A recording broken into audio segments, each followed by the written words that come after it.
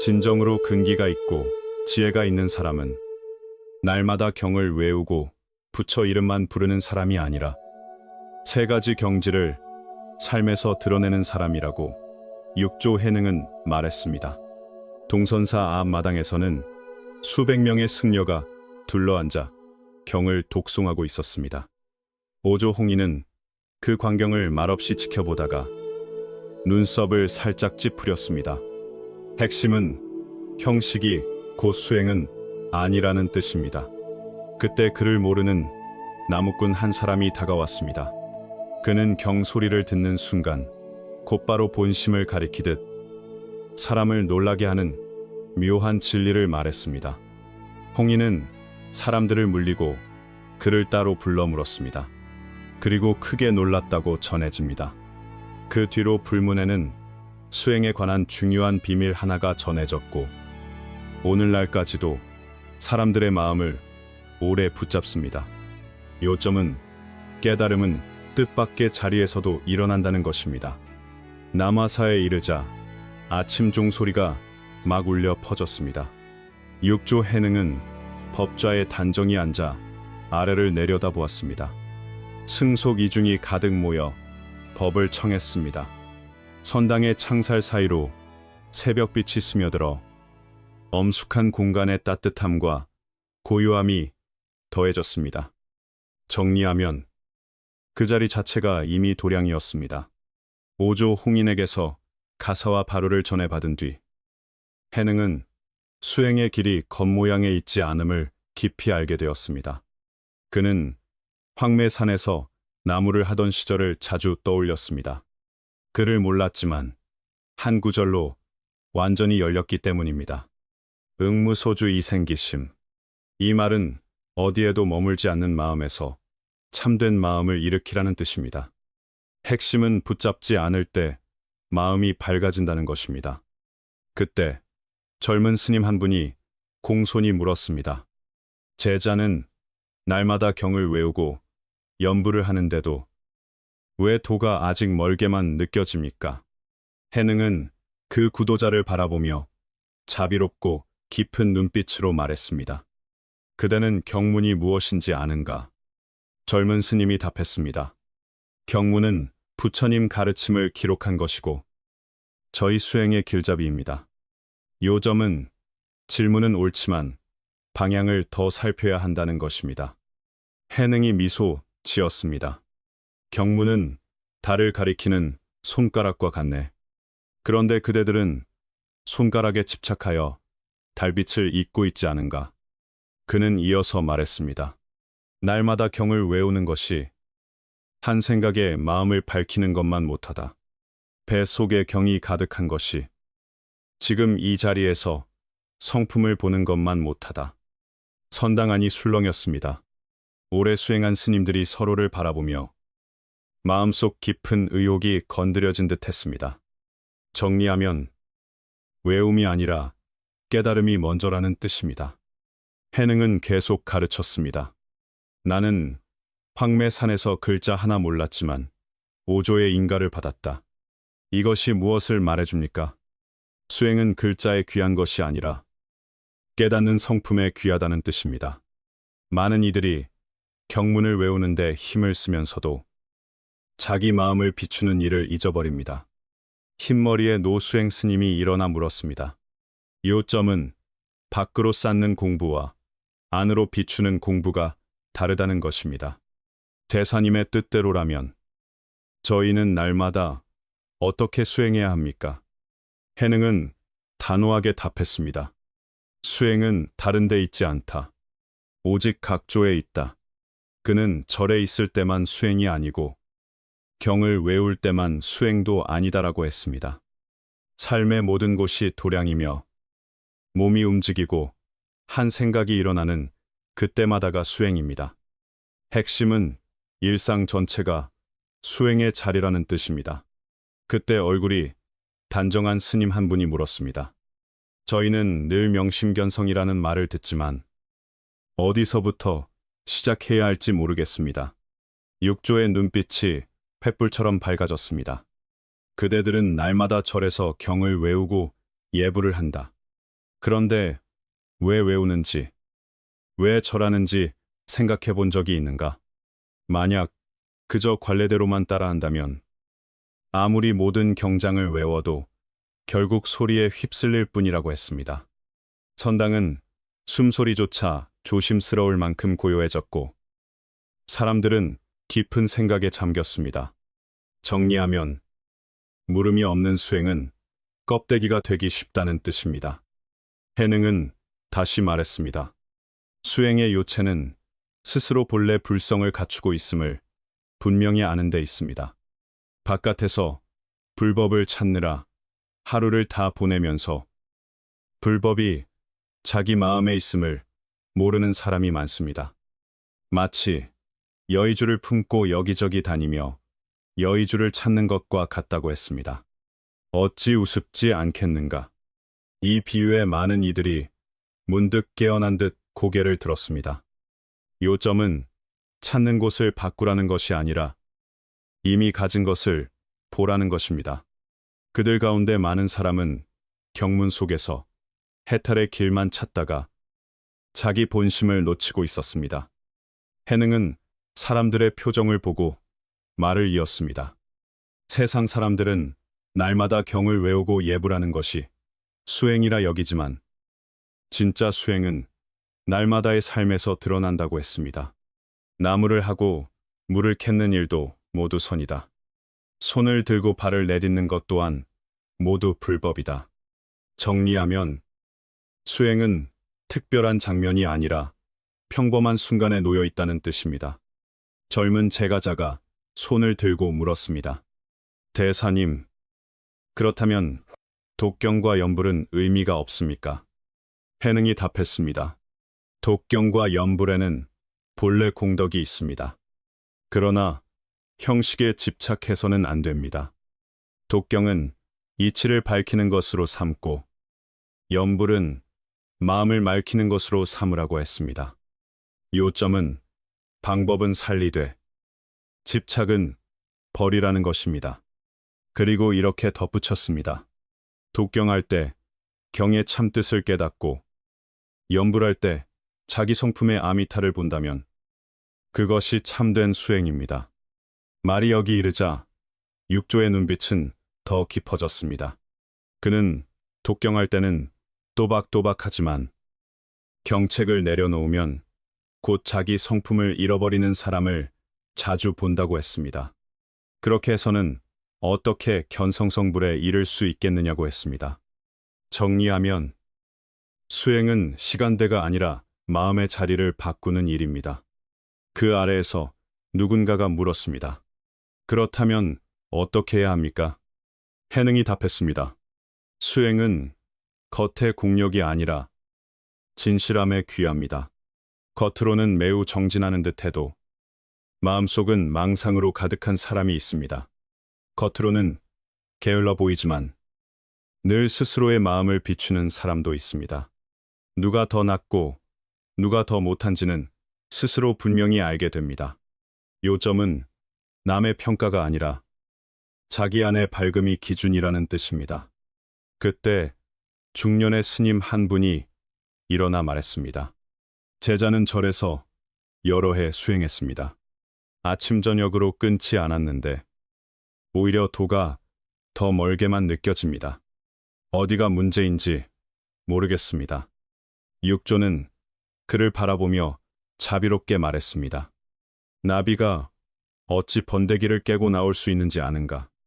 스님은 어리둥절해하며 가르침을 청했습니다.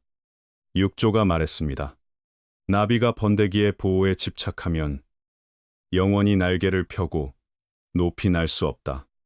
정리하면 보호처럼 보이는 것이 때로는 족쇄가 된다는 뜻입니다. 마찬가지로 수행자가 바깥 형식에 집착하면 영원히 견성성불할 수 없다고 했습니다. 육조의 말은 경종처럼 울렸고 법당의 공기는 더 엄숙해졌습니다. 사람들은 모두 그 가르침을 깊이 되새겼습니다. 해능은 이어 말했습니다. 많은 사람이 수행을 너무 복잡하게 여깁니다. 그러나 수행은 단순함에 귀하고 일부러 무엇을 품을 필요가 없다고 했습니다. 그저 언제나 비추고 살피면 어디서나 마음이 밝아진다고 했습니다. 요점은 덧붙일수록 멀어지고 비출수록 가까워진다는 뜻입니다. 연세 많은 비군이 한 분이 물었습니다. 대사님, 그 비추는 마음을 어떻게 지켜야 합니까? 육조가 답했습니다. 비추는 것은 억지로 얻는 것이 아니다. 태양이 땅을 비추듯 일부러 애쓰지 않아도 자연이 드러난다고 했습니다. 수행의 뜻을 매매 또 이해하면 비춤은 저절로 나타난다고 했습니다. 그때 또 누군가 물었습니다. 그렇다면 경전에 적힌 수행법은 중요하지 않습니까? 육조는 고개를 저었습니다. 그렇지 않다. 정리하면 자연스러움은 방임이 아니라 바른 이해에서 나온다는 뜻입니다. 그는 이렇게 말했습니다. 경전은 길을 비추는 등불과 같습니다. 방향을 가리켜 줄 수는 있지만 등불에 집착해 길을 잊어서는 안 됩니다. 수행자는 경을 스승으로 삼되 마음으로 마음을 인가받아야 한다고 했습니다. 시간이 흐를수록 선당의 공기는 더 깊고 조용해졌고 육조의 한마디 한마디는 사람들의 집착을 깨뜨렸습니다. 요점은 등불은 도구이고 걷는 것은 자기 몫이라는 뜻입니다. 해능은 다시 말했습니다. 수행은 나무를 기르는 것과 같다. 씨를 뿌렸다고 해서 바로 나무가 되는 것이 아닙니다. 날마다 물을 주고 거름을 주어야 합니다. 동시에 자연이 자라게 두어야 합니다. 억지로 재촉할 수도 없고 너무 풀어놓고 방치할 수도 없다고 했습니다. 노수행 스님이 물었습니다. 그렇다면 그 정도를 어떻게 잡아야 합니까? 육조가 답했습니다. 마음이 머물지 않으면 저절로 분명해진다. 정리하면 억지로 잡지도 말고 놓아버리지도 말라는 뜻입니다. 그가 말한 불주는 어떤 경계에도 집착하지 않는 것입니다. 수행에도 집착하지 않습니다. 깨달음에도 집착하지 않습니다. 얻고 이름에도 집착하지 않습니다. 이 말에 사람들은 깊은 생각에 잠겼습니다. 많은 이들이 어떤 경지를 얻으려다 또 다른 집착에 빠지고 있었기 때문입니다. 해능은 그 마음을 꿰뚫어보고 다시 말했습니다. 수행에서 가장 경계할 것은 조급함이라고 했습니다. 빨리 깨닫고 싶어하는 생각 자체가 이미 장애가 된다고 했습니다. 요점은 빨리라는 마음이 가장 큰 걸림돌이 될 수 있다는 뜻입니다. 젊은 수행자가 물었습니다. 그렇다면 어떤 마음가짐으로 수행해야 합니까? 육조가 답했습니다. 구하지 말라. 얻으려 하지 말라. 지금 이 자리 자체가 이미 충분하다고 했습니다. 마음을 현재에 머물게 하고 과거를 떼지 말고 미래를 기다리지 말라고 했습니다. 그때 법당 안에서 또 물었습니다. 대사님, 수행이 각조에 있다면 일상에서 어떻게 실천해야 합니까? 해능이 말했습니다. 손을 들고 발을 내딛는 모든 곳이 수행의 자리입니다.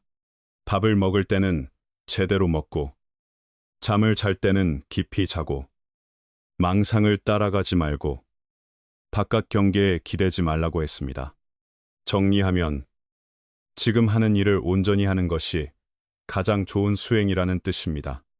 누군가가 의아해했습니다. 이렇게 단순한 일이 어찌 수행입니까? 육조가 되물었습니다. 수행이 반드시 몹시 어려워야만 한다고 여기는가? 참된 수행은 본래의 자연으로 돌아가고 본심을 비추는 것이라고 했습니다. 복잡함이야말로 진실하지 않다고 했습니다. 그때 햇빛이 높이 올라 창살 사이로 법좌를 비추었고 선당에는 평안한 기운이 가득했습니다. 육조는 사람들을 바라보며 의미 있게 말했습니다. 수행은 남이 되기 위한 것이 아니라 참된 자기 자신이 되기 위한 것이다. 요점은 수행의 목적이 변신이 아니라 진실이라는 뜻입니다. 많은 사람이 수행을 통해 무엇인가를 얻으려 합니다. 그런데 바로 그 얻으려는 마음이 또 하나의 집착이 된다고 했습니다. 노수행 스님이 물었습니다. 대사님, 우리는 집착을 내려놓아야 한다고 듣습니다. 그러나 도대체 어떻게 내려놓아야 합니까? 육조가 답했습니다. 내려놓음은 억지로 하는 것이 아니다. 모든 것이 공하다는 이치를 정말로 이해하면 집착은 저절로 풀린다고 했습니다. 주먹을 꽉 쥐고 있다가 튼 것이 없음을 알면 자연히 손이 펴지듯이 말입니다. 정리하면 깨달음이 손을 펴게 만드는 힘이라는 뜻입니다. 또 누군가 물었습니다. 평소 공력을 들을 때 무엇을 주의해야 합니까? 육조가 말했습니다. 공력에 너무 치우치지 말고 이완을 살피라. 지나치게 애쓰면 오히려 아집이 자라난다고 했습니다. 참된 수행은 이완 속에서 본성을 보고 자연스러움 속에서 마음을 밝히는 것이라고 했습니다. 그때 산들바람이 선당으로 스며들며 멀리서 꽃향기를 실어왔습니다. 육조는 그 자연의 장면을 가리키며 말했습니다. 보아라, 바람이 오면 향기는 저절로 날아간다. 이것이 좋은 수행의 드러남이라고 했습니다.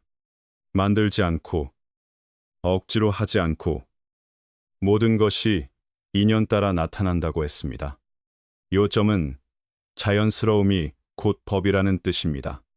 사람들은 창밖의 풍경을 바라보며 수행에 대한 새로운 이해가 생긴 듯 했습니다. 육조는 다시 가르쳤습니다. 수행자의 가장 큰 장애는 분별하는 마음이라고 했습니다. 좋고 나쁨, 얻고 잃음, 옳고 그름을 가르는 마음입니다. 그것들은 우리가 스스로 더해놓은 개념이라고 했습니다. 만약 분별을 지을 수 있다면 바로 지금이 볼이라고 했습니다. 그리고 참된 수행은 깨닫고 나서 시작된다고도 했습니다. 이것을 오후기수라고 부르기도 한다고 했습니다. 정리하면 깨달음은 끝이 아니라 시작이라는 뜻입니다. 누군가는 이렇게 묻습니다. 이미 깨달았다면 또 무엇을 닦는다는 말입니까? 해능은 말했습니다. 깨달음에서 증오, 곧 확증에 이르기까지는 아직 한 구간이 남아 있습니다. 정말로 깨달았다면 무엇을 닦아야 하는지도 저절로 알게 됩니다.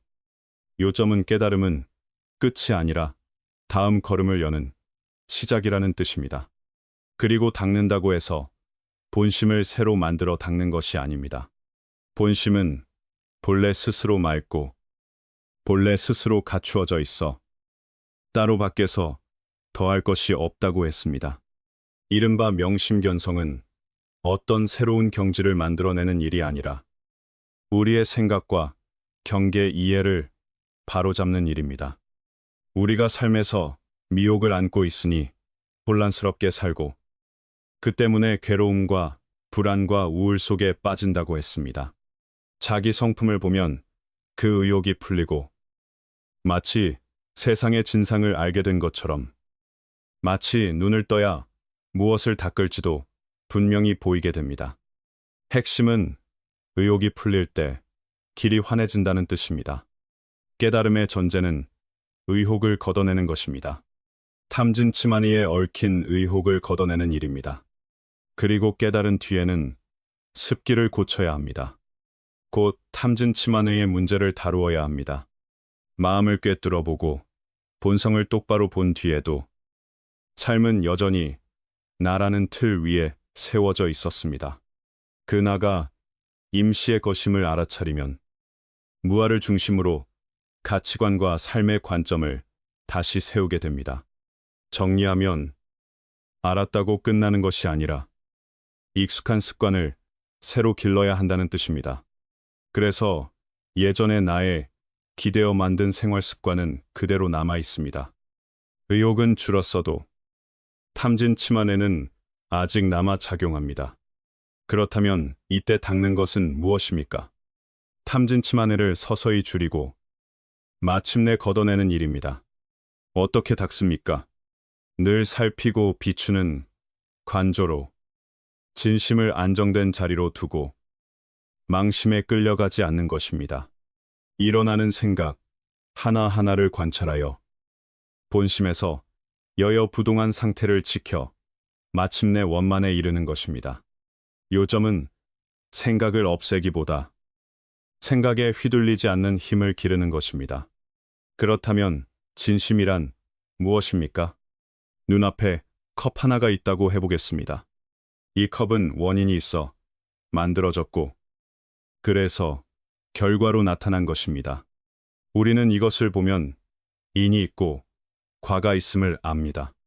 그런데 어떤 것은 그렇게 만들어져 생겨난 것이 아니라 나지도 않고 멸하지도 않으며 본래부터 갖추어져 있습니다. 그것이 우리의 자성이고 또한 본심이라고 했습니다. 정리하면 만들어진 것과 본래 그러한 것은 다르다는 뜻입니다. 그런데 그것을 찾으려고 마음을 내는 순간 그 마음은 기어오르는 마음이 된다고 했습니다. 우리는 앞에서도 말했습니다. 찾지 못해도 그것은 존재합니다. 어디에 존재합니까? 바로 현재에 있습니다. 단 한 번도 떠난 적이 없습니다. 그런데 왜 찾지 못합니까? 작은 나에 대한 집착과 망상이 가려버리기 때문입니다. 마치 하늘의 해가 검은 구름에 가려 보이지 않는 것과 같습니다. 그러나 해는 그대로 있습니다. 핵심은 가려졌을 뿐 사라진 것이 아니라는 뜻입니다. 성품은 마음을 일으킬 수 있습니다. 그것이 체이고 그것이 용입니다. 무엇을 위해 쓰입니까? 육근이 작동하도록 하기 위해서입니다. 그래서 육근이 육진과 접촉할 수 있습니다. 이것이 마음의 작용입니다. 눈이 볼 수 있고 귀가 들을 수 있고 혀가 맛볼 수 있는 것도 모두 마음의 작용이라고 했습니다. 본심을 이해하지 못하면 육근이나 육진에 쉽게 가리어져 장애가 생깁니다. 그때 무엇을 닦겠습니까? 정리하면 바깥 현상을 닦는 것이 아니라 바깥을 꿰뚫어 보는 힘을 닦아야 한다는 뜻입니다. 형상 자체를 붙잡아 닦는 것이 아니라 진상을 닦아 형상을 꿰뚫어 보는 것이 깨달음이라고 했습니다. 내적 에너지가 높을수록 마음은 더 통하고 깨달음도 더 쉬워진다고 했습니다. 그런데 우리는 날마다 큰 에너지를 소모하면서 거두어들이는 것은 부족하다고 했습니다. 그렇다면 에너지를 어떻게 아껴야 합니까? 먼저 고요해져야 합니다. 선종에서는 이를 곧 안주라고 부른다고 했습니다. 뇌가 멈추게 해야 한다고 했습니다. 요점은 고요함이 자기 변화의 출발점이라는 뜻입니다. 이 말은 생각을 금지하라는 뜻이 아닙니다. 아무 작동도 하지 말라는 뜻도 아닙니다. 다만 에너지를 갖추어 속도를 늦추라는 뜻입니다. 천천히 돌아가게 하라는 뜻입니다.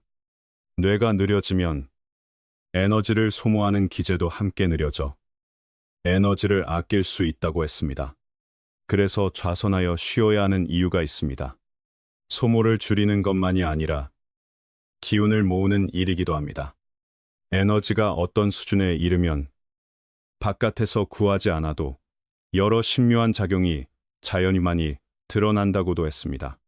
정리하면 밖을 새기보다 안을 세우는 것이 먼저라는 뜻입니다. 에너지와 사용하는 능력이 맞지 않으면 오히려 큰 소모가 생기고 문제가 일어날 수 있다고 했습니다. 그러니 안으로 구하고 내면의 에너지를 지켜야 합니다. 그 가운데 가장 중요한 수행이 정력이라고 했습니다. 불교에는 정에서 해가 난다는 과정이 있다고 합니다. 지혜는 어디에서 오느냐 하면 정에서 온다고 했습니다. 정력이 있는 사람이 지혜가 있는 사람이라고 했고, 정력이 없으면 지혜를 얻기 어렵다고 했습니다. 요점은 마음이 안정되어야 지혜가 자란다는 뜻입니다. 여러분도 자신의 성장 경험을 떠올려 보시기 바랍니다. 언제 말이 더 깊고 넓어졌습니까? 언제 후회하는 말을 했습니까? 언제 후회하는 일을 했습니까? 스스로 한번 생각해 보시기 바랍니다. 사람과 사회를 관찰해 보면 정력이 큰 사람은 비교적 고요하고 침착할 때 실수할 확률이 낮습니다. 반대로 마음이 들뜨고 감정이 흔들리면 실수가 크게 늘어난다고 했습니다. 그래서 마음을 물 한 그릇에 비유할 수 있다고 했습니다. 정리하면 흔들림이 줄수록 분명함이 커진다는 뜻입니다. 하늘에 달과 별이 있다고 합시다. 물이 아주 고요하면 거울 같은 수면이 됩니다. 그때 물을 보면 달이 아주 또렷하게 비칩니다. 물이 맑으면 달이 나타난다는 말입니다. 그런데 물이 흔들리고 파도가 일면 별도 달도 보이지 않습니다. 그 물이 곧 사람의 마음과 같다고 했습니다. 마음이 안정되어 거울처럼 평평하면 세상이든 자신이든 또렷이 비추어 빠짐이 줄어듭니다. 그러나 마음이 요동치면 분노든 격한 기쁨이든 큰 슬픔이든 어떤 감정이든 그것이 큰 바람처럼 마음의 호수를 어지럽히고 혹은 마음의 거울을 먼지로 덮어버립니다. 그러면 세상의 참모습을 비추기 어려워지고 말과 행동도 쉽게 어긋난다고 했습니다. 그래서 불교에서는 정이 있어야 해가 난다는 점을 특별히 강조합니다. 정력을 닦는 일은 인생에서 매우 중요한 과제라고 했습니다. 수행하는 모든 벗들에게 지혜를 원한다면 반드시 정을 닦으라고 권했습니다. 옛 사람들도 자계를 논한 글에서 이런 말을 남겼다고 합니다. 비단박무의 명지, 빈영정무의 지원. 이 말은 단박하지 않으면 지혜를 밝힐 수 없고 고요하지 않으면 뜻을 멀리 내다볼 수 없다는 뜻입니다. 핵심은 단박과 영정이 곧 정력의 바탕이라는 뜻입니다. 여기서 말하는 영정은 결국 정력이라고 했습니다. 정력이 있는 사람은 지혜가 통달하다고 했고, 그래서 영정무의지원이라 말할 수 있다고 했습니다. 그렇다면 단박이란 무엇입니까? 남에게 쉽게 흔들리지 않는 마음을 말합니다. 그때야 지향이 단단해집니다. 중국 역사에서 뛰어났던 많은 이들도 좌선을 하는 습관이 있었다고 했습니다. 증국본과 왕양명 같은 이들도 그렇다고 언급했습니다. 정리하면 고요히 앉는 습관은 정력을 기르는 훈련이라는 뜻입니다. 그래서 젊은 분들은 정력을 닦는 일을 반드시 중요하게 여기라고 권했습니다. 그리고 한 가지를 더 상기시켰습니다. 지금 시대에는 유혹이 너무 많습니다. 그 유혹들은 늘 정력을 흩어놓습니다. 예를 들어 예전에는 도서관에서 수십만 자짜리 역사책이나 철학책을 두세 시간씩 읽으며 집중할 수 있었습니다. 지식을 흡수하면서도 마음이 쉽게 흐트러지지 않았습니다. 요점은 예전에는 한 가지에 머무는 시간이 길었다는 뜻입니다.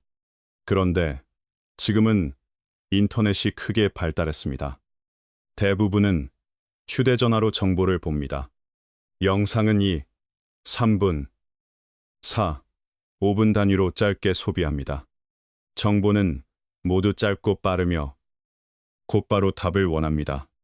그래서 많은 이들의 마음이 흔들리고 산만해졌다고 했습니다.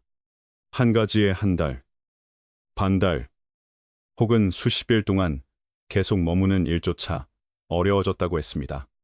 정리하면 빠른 정보는 정력을 자주 잘라놓는다는 뜻입니다.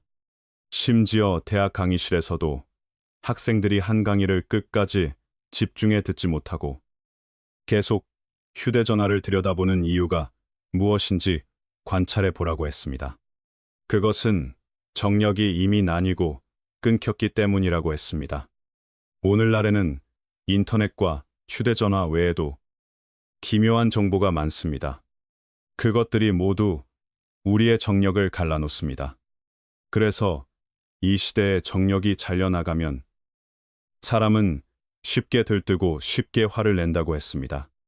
갈등도 쉽게 생긴다고 했습니다. 이런 점은 깊이 생각해 볼 일이라고 했습니다. 핵심은 산만함이 곧 감정의 폭주로 이어지기 쉽다는 뜻입니다. 그래서 젊은 분들 가운데 성취를 바라는 이가 있다면 정력을 닦는 일을 반드시 주의하라고 말했습니다. 정에서 해가 난다는 것은 모두가 압니다. 그러나 정력 앞에는 한 글자가 더 있습니다. 계입니다. 불교에서 말하는 개정해입니다. 스스로를 적절히 절제하지 못하고 이것도 하고 싶고 저것도 보고 싶으면 정력은 빠르게 흩어집니다. 그래서 개정해에서 개가 무엇인지 공부해 보라고 했습니다. 요점은 절제 없는 관심은 곧 산란으로 이어진다는 뜻입니다. 해야 할 일이 있고 하지 말아야 할 일이 있습니다.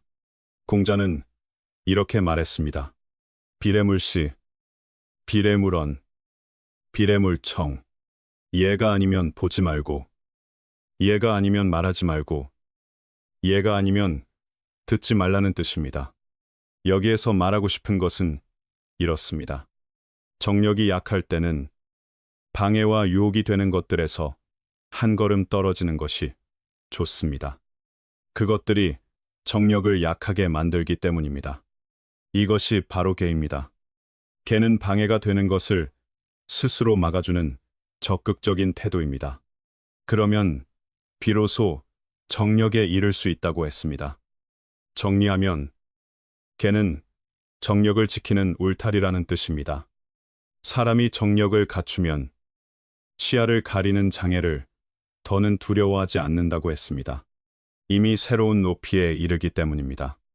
정력이 진짜로 생기면 유혹이 마음을 흔들 수 없다고 했습니다. 그때에는 지혜가 생기고 현명한 결정을 내릴 수 있다고 했습니다. 인연 있는 분들께 감사드린다고 했고 끝까지 시청해 주셔서 고맙다고 했습니다. 오늘 영상이 유익했다면 좋아요를 눌러 반응을 남겨달라고 했습니다. 또한 댓글로 홍진연심이라는 한마디를 남겨달라고 했습니다. 홍진연심은 속세에서 마음을 단련한다는 뜻입니다. 다시 말해 세상 한가운데서도 마음을 잃지 말라는 뜻입니다. 또 이렇게 빌었습니다. 가짜의 자아를 꿰뚫어 보고 마음을 이해하며 참된 본심을 보고 삶의 참뜻을 깨닫고 밝은 길을 걸어가기를 바란다고 했습니다. 아직 구독하지 않았다면 오른쪽의 구독 버튼을 눌러 더 깊이 연결해 달라고 했습니다. 기쁜 마음으로 이 영상을 공유해 선한 지식을 널리 퍼뜨려 달라고 했습니다. 공덕무량입니다.